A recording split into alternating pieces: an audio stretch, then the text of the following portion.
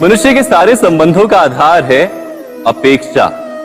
पति कैसा हो जो मेरा जीवन सुख और सुविधा से भर दे।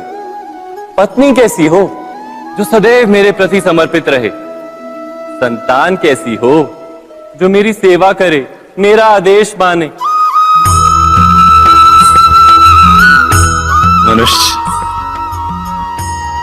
मनुष्य उसी को प्रेम भी कर पाता है जो उसकी अपेक्षा पूर्ण करता है, और अपेक्षा की तो नियति है भंग होना। कैसे? क्योंकि अपेक्षा मनुष्य के मस्तिष्क में जन्म लेती है। कोई अन्य व्यक्ति उसकी अपेक्षाओं के बारे में जान ही नहीं पाता। पूर्ण करने की प्रामाणिक इच्छा हो तब भी कोई मनुष्य किसी की अपेक्षाओं को पूर्ण नहीं कर पाता, और वहां से जन्म लेता है संघर्ष। सारे संबंध संघर्ष में परिवर्तित हो जाते। पर मनुष्य अपेक्षा को संबंध का आधार ना बनाए और स्वीकार करे केवल संबंध का आधार, तो क्या ये जीवन स्वयमेव सुख और शांति से नहीं भर जाएगा? स्वयं विचार कीजिएगा।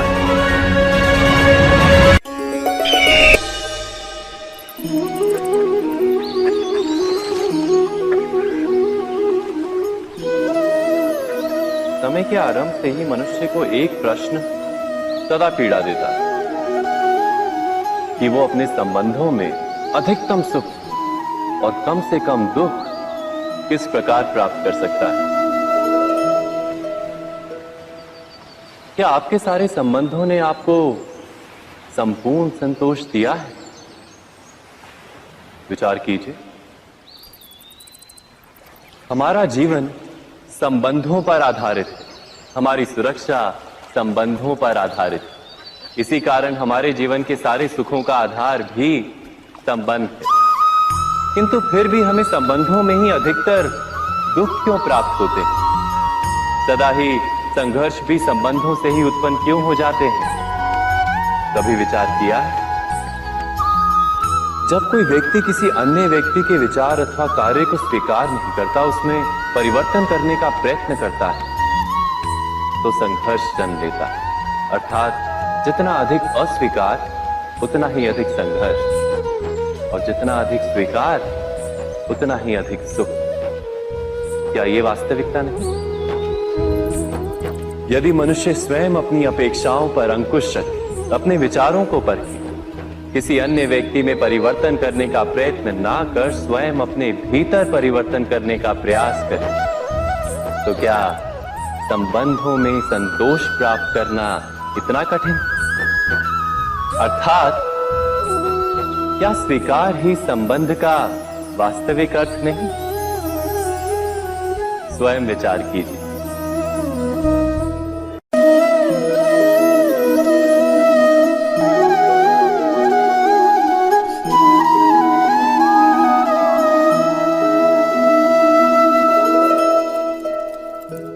जब किसी व्यक्ति को किसी घटना में अन्याय का अनुभव होता है, तो वो घटना उसके अंतर को झकझोर देती है। समस्त जगत उसे अपना शत्रु प्रतीत होता है। अन्याय लगने वाली घटना जितनी बड़ी होती है, मनुष्य का हृदय भी उतना ही अधिक विरोध करता है। उस घटना के उत्तर में वो न्याय मांगता है, और ये योग्य भी है। वास्तव में समाज में किसी भी प्रकार का अन्याय व्यक्ति की आस्था और विश्वास का नाश है। किंतु ये न्याय क्या है? न्याय का अर्थ क्या है? अन्याय करने वाले को अपने कार्य पर पश्चाताप हो, और अन्याय भुगतने वाले के मन में फिर से विश्वास जगे समाज के प्रति। इतना ही अर्थ है ना न्याय का।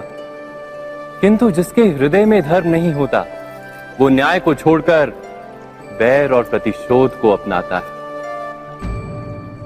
हिंसा के बदले प्रतिहिंसा की भावना लेकर चलता है। स्वयं भोगी हुई पीड़ा से कहीं अधिक पीड़ा देने का प्रयत्न करता है और इस मार्ग पर चलते अन्याय को भुगतने वाला स्वयं अन्याय करने लगता है। शीघ्र ही वो अपराधी बन जाता है, अर्थात न्याय और प्रतिशोध के बीच बहुत कम अंतर होता है और इसी अंतर का नाम है धर्म। क्या ये सत्य नहीं? स्वयं विचार कीजिए। दो व्यक्ति जब निकट आते हैं तो एक दूसरे के लिए सीमाएं और मर्यादाएं निर्मित करने का प्रयत्न अवश्य करते हैं।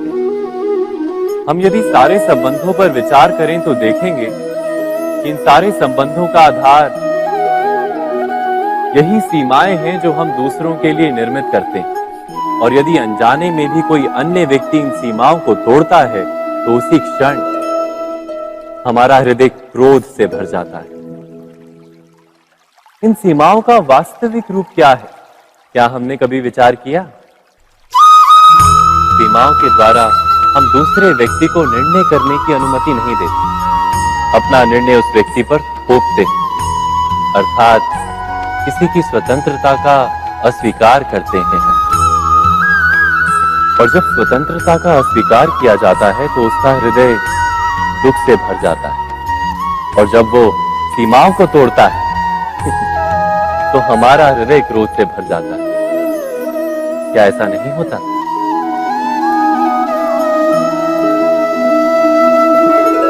पर यदि एक दूसरे की स्वतंत्रता का सम्मान किया जाए तो किसी मर्यादाओं या सीमाओं की आवश्यकता ही नहीं होती। अर्थात जिस प्रकार स्वीकार किसी संबंध का देह है, क्या वैसे ही स्वतंत्रता किसी संबंध की आत्मा नहीं? स्वयं विचार की।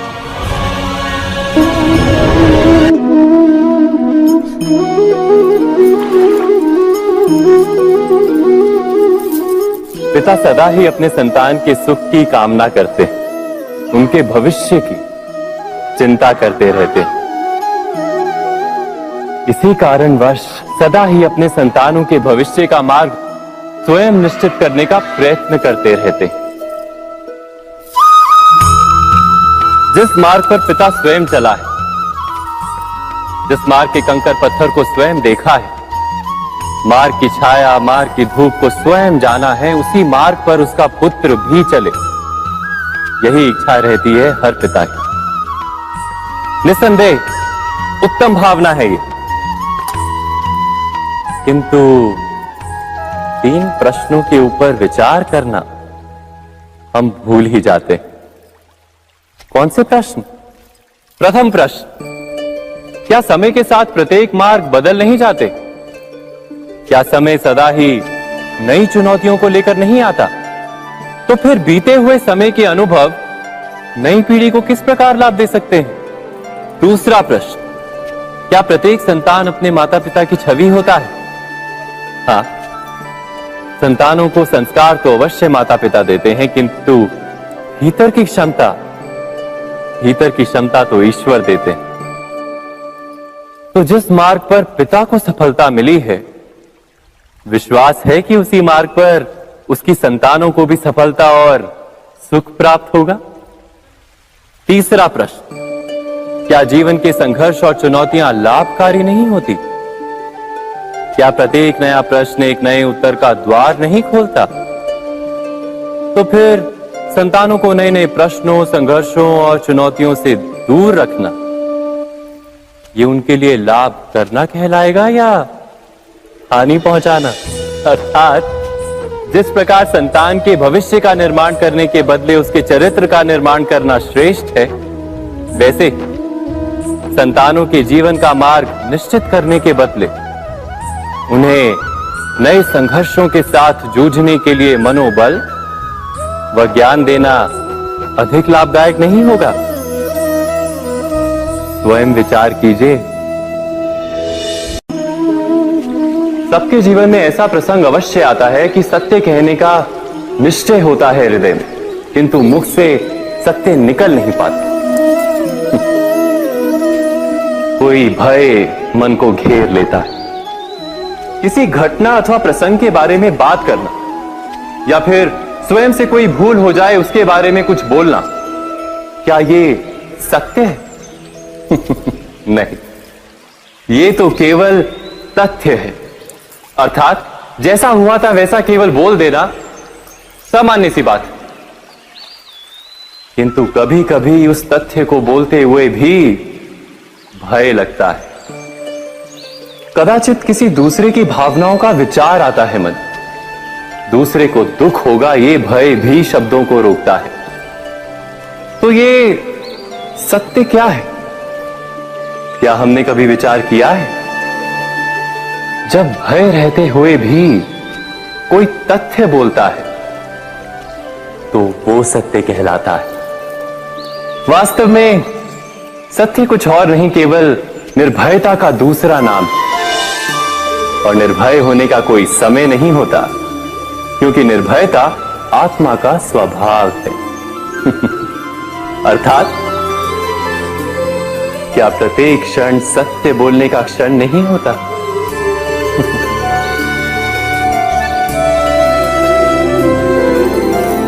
स्वयं विचार कीजिए।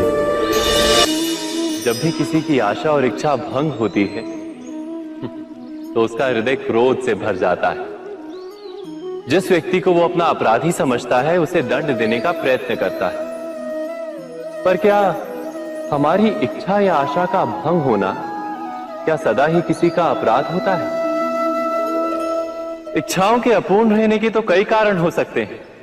कुछ तो संजोग के कारण अधूरी रह जाती हैं और कुछ नियति के कारण। और कभी कभी इच्छाओं का स्वरूप ही ऐसा होता है कि वो पूर्ण नहीं हो पाती। बिना परिस्थिति पर विचार किए किसी को अपराधी मान लेना न्याय नहीं, प्रतिशोध है। न्याय का आधार तो दया है, करुणा है, और प्रतिशोध का आधार क्रोध, अहंकार। अर्थात हृदय में करुणा धारण किए बिना किसी के अपराध के विषय में विचार करना, किसी को दंड देना, क्या अपने आप में ही अन्याय नहीं? स्वयं विचार कीजिए।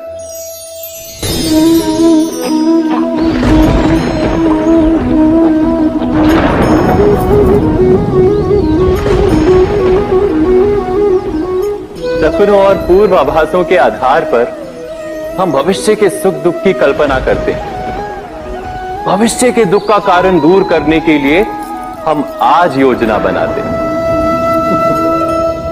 किंतु कल के संकट को आज निर्मूल करने से हमें लाभ मिलता है या हानि पहुंचती है? ये प्रश्न हम कभी नहीं करते। सत्य तो ये है कि संकट और उसका निवारण साथ जनते, व्यक्ति के लिए भी और सृष्टि के लिए भी। नहीं, आप अपने भूतकाल का स्मरण कीजिए, इतिहास को देखिए। आप तुरंत ही ये जान पाएंगे कि जब जब संकट आता है तब तब उसका निवारण करने वाली शक्ति भी जन्म लेती है। यही तो जगत का चलन है। वस्तुतः संकट ही शक्ति के जन्म का कारण है। प्रत्येक व्यक्ति जब संकट से निकलता है तो एक पद आगे बढ़ा होता है, अधिक चमकता है, आत्मविश्वास से अधिक भरा होता है, न केवल अपने लिए अपितु विश्व के लिए भी। क्या ये सत्य नहीं?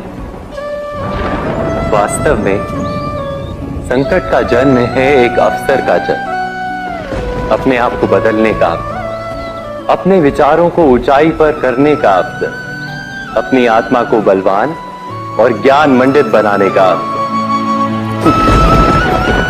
जो ये कर पाता है उसे कोई संकट नहीं होता, किंतु जो ये नहीं कर पाता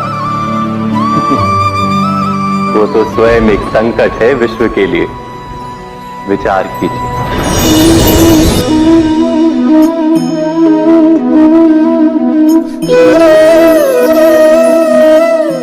परंपरा में धर्म बसता है और परंपराएं ही धर्म को संभालने का कार्य करती हैं, ये सत्य है।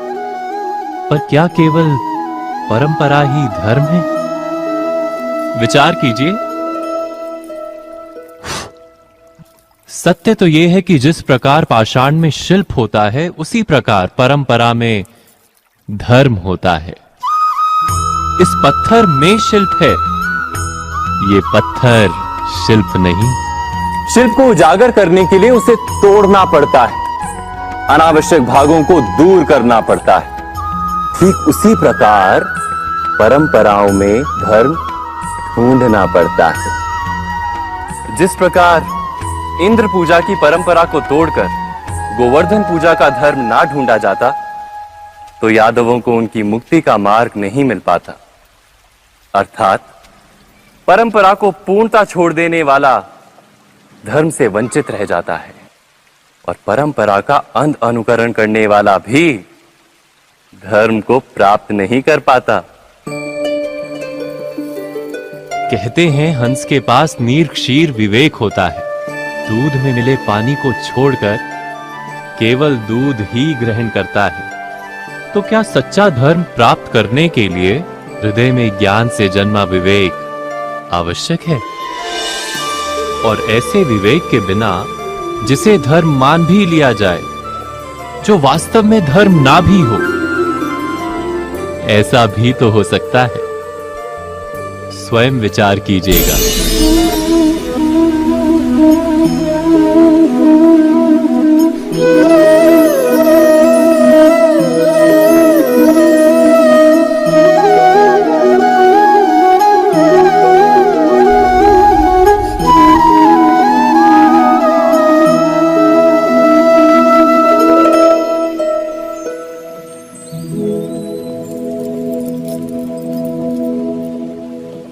भविष्य के आधार पर सब आज का निर्णय लेना चाहते हैं। भविष्य में सुख मिले, भविष्य सुरक्षित हो, ऐसे निर्णय आज लेने का प्रयत्न रहता है सबका। आप अपने जीवन को देखिए। क्या आपके अधिकतर निर्णय के पीछे भविष्य का विचार नहीं होता? और हो भी क्यों ना, अपने जीवन को सरल और सुखमय बनाने का प्रयत्न करने का अधिकार सबका है। पर भविष्य तो कोई नहीं जानता, केवल कल्पना ही की जा सकती है। तो जीवन के सारे महत्वपूर्ण निर्णय कल्पनाओं के आधार पर ही करते हैं हम। क्या निर्णय करने का कोई तीसरा मार्ग हो सकता है? विचार कीजिए। सारे सुखों का आधार धर्म है, और वो धर्म मनुष्य के हृदय में बसता है। तो प्रत्येक निर्णय से पूर्व स्वयं अपने हृदय से ये प्रश्न अवश्य पूछ लेना कि ये निर्णय स्वार्थ से जन्मा है या धर्म से। क्या इतना पर्याप्त नहीं? भविष्य के बदले धर्म का विचार करने से क्या भविष्य अधिक सुखपूर्ण नहीं होगा?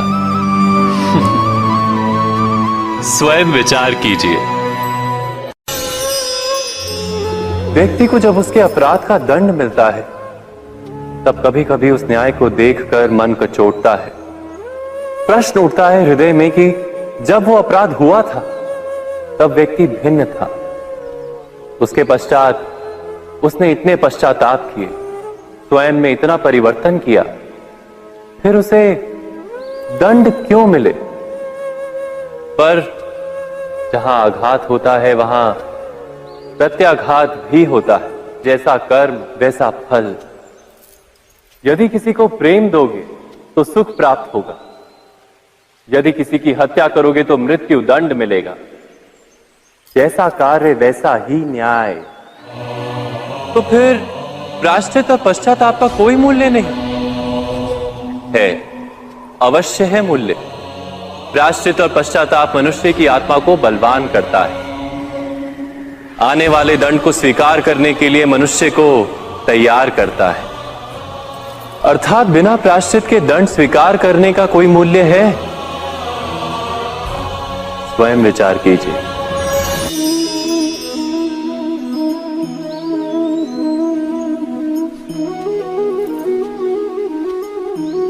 जब अपने किसी अच्छे कार्य के उत्तर में दुख प्राप्त होता है अथवा किसी को उसके दुष्ट कार्य में सुख मिलता है, तो मन अवश्य ये विचार करता है कि अच्छा कार्य करने का, धर्म के मार्ग पर चलने का तात्पर्य क्या है। पर दुष्ट आत्मा को क्या प्राप्त होता है ये भी देखिए।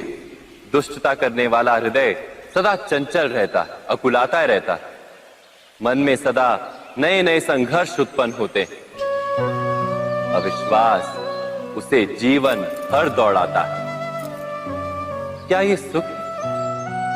जबकि धर्म पे चलने वाले, अच्छा कार्य करने वाले, सच्चरित्र व्यक्ति का हृदय शांत रहता है। परिस्थितियां उसके जीवन के सुख में बाधा नहीं बनती।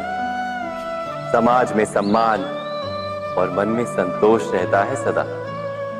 अर्थात अच्छा बर्ताव भविष्य में किसी सुख का मार्ग नहीं। अच्छा बर्ताव स्वयं सुख अथवा बुरा बर्ताव भविष्य में किसी दुख का मार्ग नहीं। अधर्म उसी क्षण दुख उत्पन्न करता है। धर्म से सुख नहीं, धर्म स्वयं।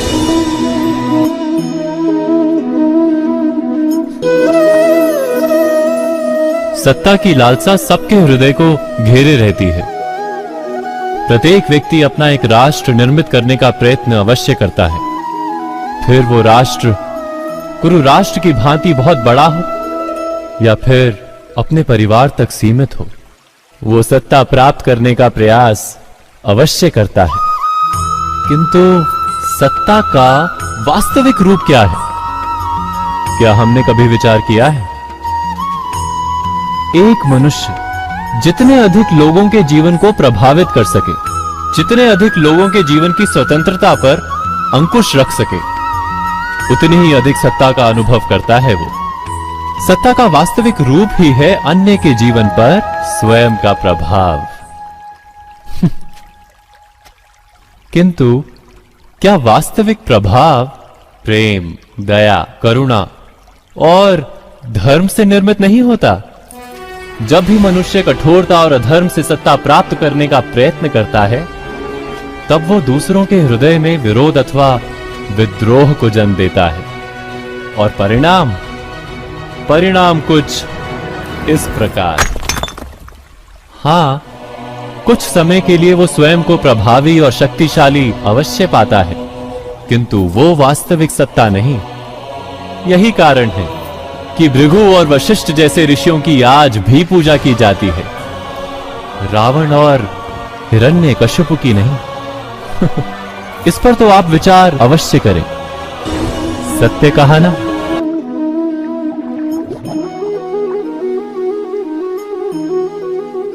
इस संसार में आने वाला प्रत्येक बालक संपूर्णतः संस्कार रहित होता है।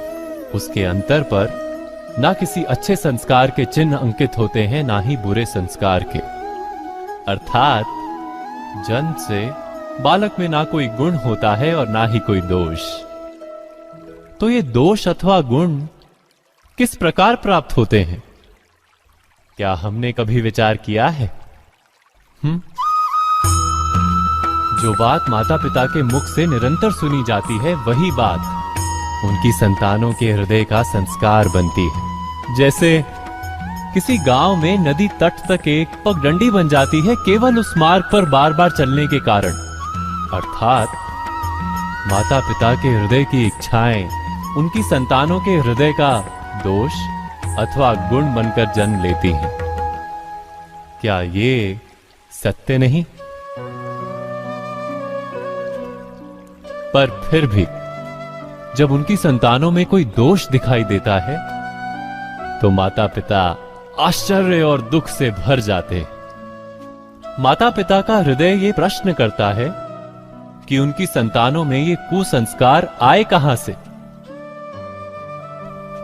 सत्य तो यही है कि माता पिता अपनी संतानों को अनजाने में ही कुसंस्कार के बीज दे देते हैं, जो उनके संतानों की हृदय भूमि पर कुसंस्कार का वृक्ष बनकर उगता है। अर्थात अपनी संतानों को सुसंस्कारी और धर्ममय बनाने की आशा रखने वाले प्रत्येक माता पिता को प्रथम अपने हृदय की इच्छाओं पर अंकुश रखना क्या अनिवार्य नहीं?